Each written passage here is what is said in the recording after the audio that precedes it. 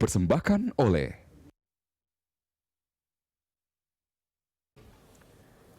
Halo, apa kabar pemirsa? Jumpa lagi bersama saya Cika Mutazam dalam 30 Minutes with MPR RI. Pemirsa, salah satu faktor pendukung benteng pertahanan negara adalah 4 pilar kebangsaan, yaitu Pancasila, UUD 1945, NKRI, dan Bhinneka Tunggal Ika. Lalu bagaimana 4 pilar kebangsaan ini bisa betul-betul mencegah ancaman disintegrasi bangsa? Dan untuk membahasnya, simak pembahasan saya di 30 Minutes with MPR RI.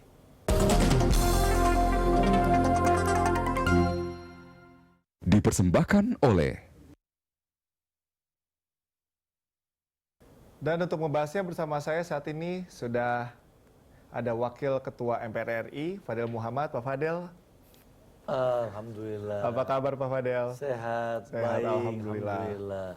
Jadi kalau misalnya kita breakdown lagi mengenai kondisi kebangsaan begitu ya, apalagi kalau mendengar bagaimana sosialisasi MPR atau 4 pilar MPR di Bali ya, kepada masyarakat Bali, ini kan mengindikasikan bahwa ancaman perpecahan persatuan itu nyata begitu. Nah ini bagaimana sebetulnya MPR melihat ini, lalu kalau ada masuk informasi-informasi ada masyarakat Indonesia yang ingin keluar dari Indonesia, nah ini ancaman seperti apa sebetulnya yang harus diwaspadai? Ya, kita nggak bisa hindari bahwa beberapa kali terjadi letupan-letupan. Oke. Hal itu tidak saja di Bali, di Papua, di tempat lain, di Aceh dan sebagainya. Nah, untuk itu kita punya tugas, Oke. harus mempererat agar supaya mereka-mereka ini merasa bagian daripada persatuan dan kesatuan bangsa kita. Dan untuk itu tidak dengan kekerasan, Oke. tetapi kita mesti merangkul mereka, kita mesti mengayomi mereka. Bahasa yang lebih tepat itu ya mengayomi, memberikan hal-hal yang mereka butuhkan, dan kemudian menjelaskan duduk persoalannya dengan baik secara terbuka sehingga mereka merasa bahwa oh iya betul, iya ini benar. Oke. Nah, hal-hal ini yang sangat diperlukan. Itu merupakan bagian dan tugas dari kami di MPR RI.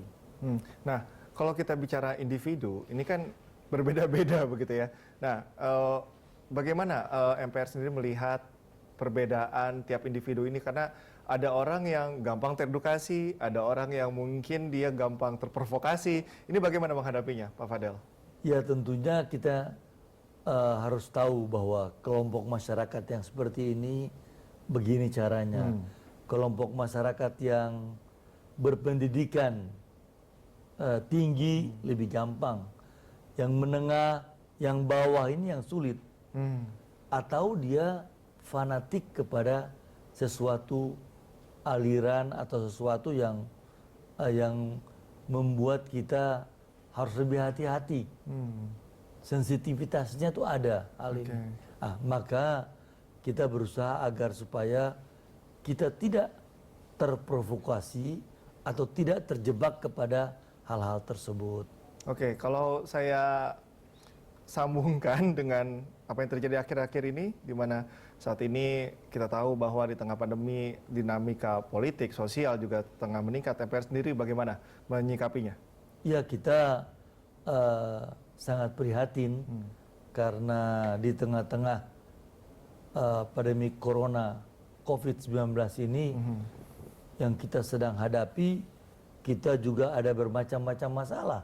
Misalnya masalah yang fakta yang ada, kedatangan Habib Rizik, kepulangan ke Indonesia, itu juga memicu berbagai hal.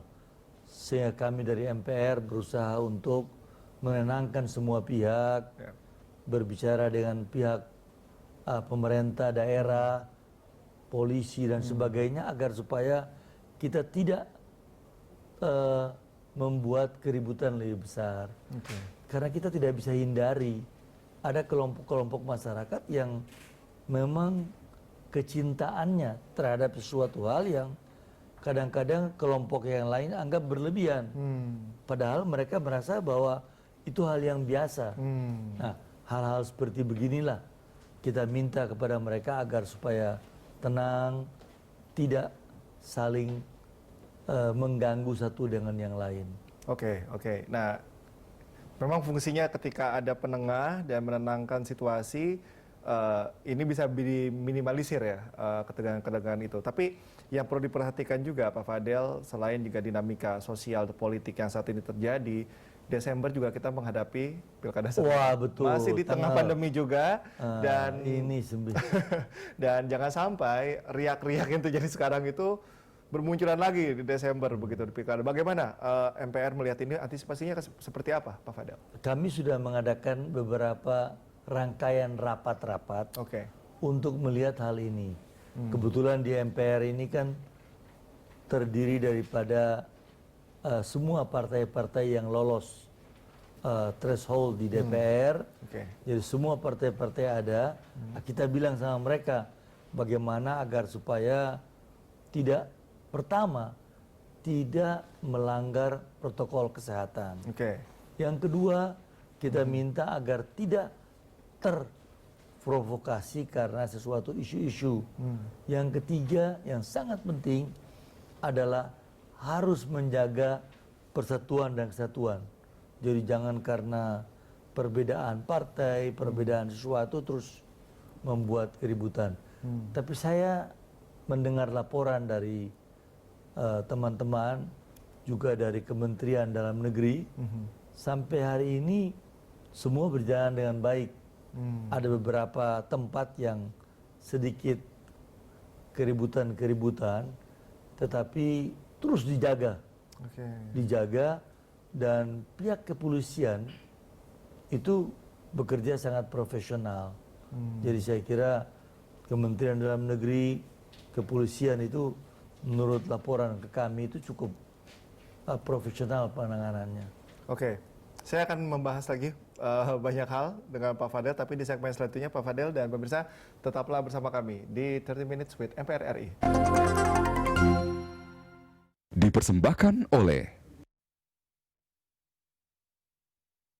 Ya, pemirsa, kembali bersama saya Jeka Mutazam di 30 Minutes with MPR RI, masih bersama dengan Wakil Ketua MPR RI Fadel Muhammad. Pak Fadel, kita lanjutkan yang tadi nih terkait dengan pilkada. Kan banyak yang mengkhawatirkan begitu ya bahwa pilkada serentak ini akan menimbulkan kerumunan, akan menimbulkan hal-hal tidak diinginkan. Banyak kalau kita mau breakdown begitu ya. Tapi bagaimana agar penyelenggaraan pilkada ini bisa berjalan dengan aman dan tidak menimbulkan kluster baru misalnya? Iya. Jadi pada waktu persiapan untuk pilkada serentak ini terjadi perdebatan yang sangat besar sekali di kalangan MPR, yaitu baik DPD menolak. Semula DPD tidak mau, minta diundur. Beberapa partai di DPR juga demikian. Tapi kemudian ada beberapa alasan dari pemerintah, akhirnya terjadi kesepakatan. Okelah kalau begitu kita terus melaksanakannya. Alasan yang utama dari pemerintah adalah kalau tidak dilaksanakan sekarang, maka PLT bupati dan wali kota juga gubernur akan banyak. Sedangkan sumber daya pelaksanaan ini terbatas. Nah, untuk itu akhirnya dicari jalan tengahnya. Oke, dilaksanakan, tapi minta agar supaya protokol kesehatan menjadi perhatian besar. Maka dibuat di TPS diatur sedemikian rupa sehingga waktu sesingkat mungkin. Orang datang tidak terlalu lama berkerumun, milih langsung keluar. Nah, kemarin kita lihat simulasi yang disampaikan oleh teman-teman dari KPU dan Kementerian Dalam Negeri, sangat singkat sekali waktunya, sirkulasinya. Nah, untuk itu kami menghimbau kepada masyarakat agar tidak terlalu banyak kerumunan seperti pada waktu yang lalu. Kalau yang lalu kan yang mengantar kita memilih itu banyak. Di sana tidak mau pulang, menunggu dan sebagainya. Nah, ini kita mesti atur, Ya, ya. atur sehingga bisa jalan dengan baik. Contoh yang paling menarik sekarang adalah di Amerika. Amerika kan melaksanakan pemilihan kemarin, pemilihan presiden. Itu mereka jaga jarak. Orang yang antri juga panjang dan waktunya juga Ya, sesingkat mungkin. Nah, mudah-mudahan tanggal 9 Desember ini kita bisa laksanakan dengan baik. Dan harus diiringi juga dengan penegakan aturan yang tegas begitu ya kepada para pemilih agar nanti tidak ada yang melanggar begitu kan. Kalau aturannya tidak ditegakkan juga pelanggaran Iya. juga bisa berpotensi Iya, dan terjadi. dijaga jangan terlalu banyak di Oke. tiap-tiap TPS. Masalah lainnya nih terkait Boleh. dengan sumber daya manusia sebetulnya. Nah ini, Kok cukup banyak ya sumber daya manusia Indonesia yang berkualitas tapi lebih memilih Kerja di berkontribusi luar. di luar. Bagaimana Pak Fadil melihat? nah ini memang sebuah fenomena yang sangat menarik. Menjadi perdebatan di kalangan perguruan tinggi, diskusi mengenai ini. Tetapi saya berpendapat bahwa kita harus memberi kesempatan kepada orang untuk mendapatkan pendapatan yang lebih baik. Oke. Jadi seandainya ada pendapatan lebih baik di luar negeri dan ada kesempatan bagi mereka, jangan kita menahan. Silakan aja pergi ke sana, tapi jangan lupa negeri kamu. Nah, saya selama tugas di MPR ini, kami kan selalu berusaha untuk ketika berkesempatan ke luar negeri itu menemui tokoh-tokoh Oke. masyarakat, orang-orang kita yang kerja di luar negeri. Saya dengan Pak Ketua baru kembali dengan Pak Syarif Hasan dari Turki. Kita pun menyempatkan ketemu dengan mereka-mereka yang bekerja di sana. Pada waktu yang lalu saya lihat di Qatar, itu 15.000 insinyur kita di sana. Di tempat-tempat lain juga. Apa yang saya katakan, ya kita harus dorong mereka, ya bisa mendapatkan tempat yang lebih bagus, tapi jangan lupa negeri kita, kalau bisa sekali waktu kembali dan membuat inovasi di sini. Jadi jangan kita batasi pula mereka. Kita beri kesempatan untuk mereka di luar negeri berkarya dan pendapatan lebih besar juga. Tapi juga jangan pula kesempatan dalam negeri diberikan kepada orang asing.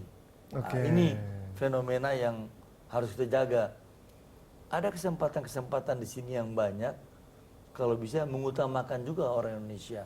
Nah, jadi saya kira ini hal-hal yang perlu diskusikan, perlu menjadi perhatian kita. Tetapi lebih jauh dari itu mengenai produknya sendiri. Kalau kita punya produksi-produksi, barang-barang yang dibuat dalam negeri harus tidak boleh impor, harus dibikin dalam negeri. Saya punya pengalaman ketika tamat dari ITB bersama teman-teman di Bukaka kita bikin. Itu pada waktu itu ada Kepres nomor 10 yang dibuat pada waktu Pak almarhum Pak Sudarmono dan pelaksana harian Pak Ginanjar. Itu mereka kemudian memberi kesempatan dalam negeri. Akibatnya muncul lapangan pekerjaan lebih banyak dan orang-orang kita bisa berkesempatan, terutama para sarjana. Oke, ketika peluang itu ada, kemudian sistem juga mendukung, ya SDM pun juga akan apa namanya sejalan dengan itu, mereka juga akan berkontribusi. Tapi yang paling menjadi prioritas adalah ketika mereka mungkin berkontribusi atau berprestasi di luar, bagaimana mereka tetap menjaga nasionalismenya. Nah, saya akan bahas nanti soal nasionalisme tadi dengan kebudayaan Indonesia usai jeda, dan pemirsa tetaplah bersama kami di 30 Minutes with MPR. Dipersembahkan oleh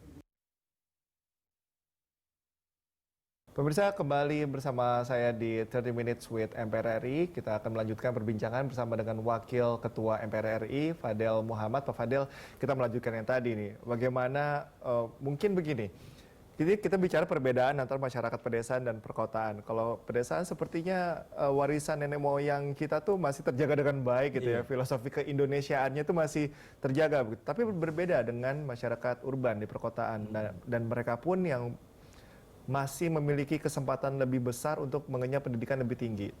Gitu artinya mereka punya peluang untuk berkontribusi lebih banyak begitu ya. Nah, bagaimana orang-orang yang mungkin tumbuh di perkotaan mereka memiliki prestasi yang lebih, tapi nasionalismenya tetap terjaga seperti katakanlah masyarakat pedesaan. Bagaimana Anda melihat ini, Pak Fadel? Ya ini memang sudah menjadi hukum alam atau sunatullah. Apabila dia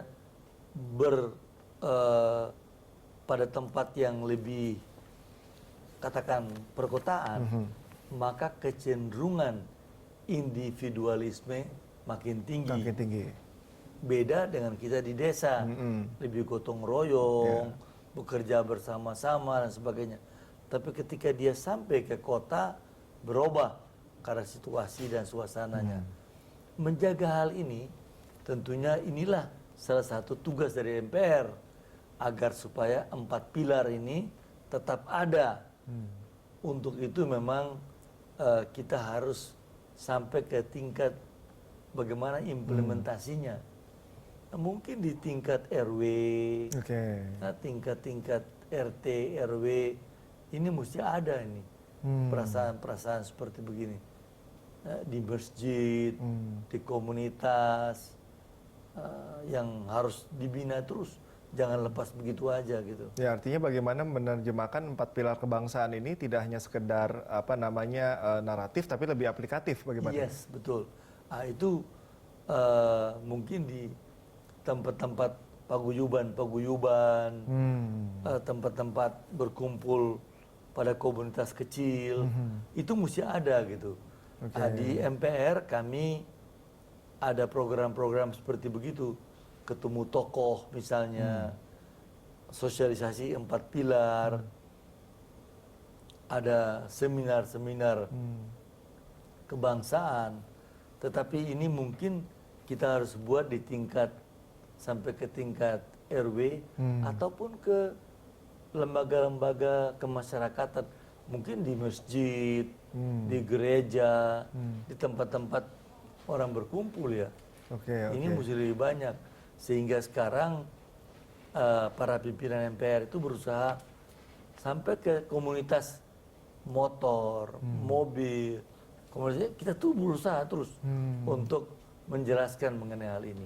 Nah, kita harapkan bisa lebih implementatif seperti yang you maksud tadi. MPR sendiri khususnya Pak Fadil melihat bagaimana masyarakat meresapi nilai-nilai kebangsaan ini? Apakah sudah mulai membaik atau seperti apa Pak Fadil? Sudah ada. Sudah ada, tetapi memang di generasi muda ini tumbuh sesuatu generasi muda ini yang masih kurang gitu. Masih kurang, sehingga kita lagi berusaha untuk meminta kepada pemerintah agar ini bisa masuk di kurikulum. Misalnya masuk kurikulum pendidikan mengenai Pancasila, mengenai hal-hal yang implementasi yang ada ini. Termasuk dengan Kampung 4 Pilar misalnya, ini juga menjadi salah satu contoh yang aplikatif begitu untuk mensosialisasikan 4 pilar kebangsaan ini? Ya, itu kita coba membuatnya, kira-kira bisa nggak ini dilaksanakan dalam sebuah komunitas, dan kita lihat peradabannya, interaksinya bagaimana. Dan saya kira mudah-mudahan dengan begitu bisa tumbuh spirit baru ya. Untuk sosialisasinya ini yang unik sebetulnya, karena kan Indonesia ini beragam budaya begitu ya. Pendekatan untuk ke Pulau Jawa mungkin berbeda dengan yang di Indonesia Tengah, dengan Indonesia Barat, kemudian Indonesia Timur. Tantangannya seperti apa sih Pak Fadil yang dihadapi untuk proses sosialisasi ini? Tantangan yang terbesar adalah kita harus berusaha untuk meyakinkan mereka bahwa ada masalah-masalah yang di masyarakat ini yang harus menjadi perhatian kita bersama. Tidak saja masalah Pancasila, tapi masalah persatuan kesatuan, masalah kebinekaan, perbedaan suku bangsa, kemudian yang demikian luas kita ini. Nah, hal-hal itu kita minta kepada seluruh anggota MPR. Kita berikan fasilitas, kita berikan program, mereka turun ke daerah-daerah, dan kita minta mereka dengan bahasa daerahnya untuk menjelaskan hal ini. Dan program ini dibiayai oleh pemerintah, cukup besar, dengan tujuan agar supaya komunikasi sampai ke bawah itu lebih leluasa. Dan semua anggota MPR, 700 lebih, baik anggota DPR maupun anggota DPD, kita suruh mereka ke tempat-tempat itu. Dan banyak saya dapat laporan, mereka malah menggunakan bahasa daerah. Itu bagus. Nggak apa-apa, nggak ada masalah. Untuk menimbulkan persatuan dan kesatuan, kebangsaan. Nah, mudah-mudahan kalau Kementerian Keuangan bisa lebih baik, tahun depan kita bisa bikin program lebih bagus lagi. Kita bisa bikin program lebih banyak ke tempat-tempat yang terpencil. Yang melaksanakannya adalah anggota DPR dan anggota DPD. Oke, ini mungkin terakhir Pak Fadel. Kok rasa-rasanya pemahaman atau nilai-nilai pemahaman mengenai Pancasila kok tidak membaik gitu rasa-rasanya ya? Apakah yang salah? Apa memang teorinya sudah ada, tinggal aplikasinya mungkin yang kurang begitu? Iya, memang tidak mudah untuk mengatakan bahwa saya ini sudah memahami Pancasila, melaksanakan Pancasila dengan baik ini segala. Tetapi yang paling pokok, yang paling utama adalah bahwa ini mesti ada, dan ini harus kita tidak bosan-bosannya. Tidak bosan-bosannya menjelaskan kepada masyarakat. Kadang-kadang terasa ulang-ulang, tapi tidak apa-apa. Tidak apa-apa. Supaya dia dari bawah terus sampai ke atas ada pemahaman. Memang harus di-maintain ya. Contoh yang tadi dikatakan itu di Jepang. Orang Jepang itu sangat Pancasilais. Sangat Pancasilais. Kalau kita bisa katakan dia Islami ya luar biasa gitu. Tetapi mereka tidak ada. Tidak ada ini. Budaya mereka sudah ke sana. Untuk itu kita sedang berpikir sekarang bagaimana dalam budaya itu kita masukkan hal-hal seperti ini. Nah, ini tantangan terbesar yang kita hadapi. Baik Pak Fadel, terima kasih atas waktunya dan juga pemaparannya. Saya harapkan upaya-upaya yang dilakukan oleh MPR RI ini berbuah hasil meningkatkan kualitas kebangsaan. Insya Allah. Baik, terima kasih. Pemirsa, demikian perbincangan saya bersama dengan Wakil Ketua MPR RI, Fadel Muhammad, dalam 30 Minutes with MPR RI, dan mewakili seluruh kerabat kerja bertugas, saya Cika Mutazam. Sampai jumpa.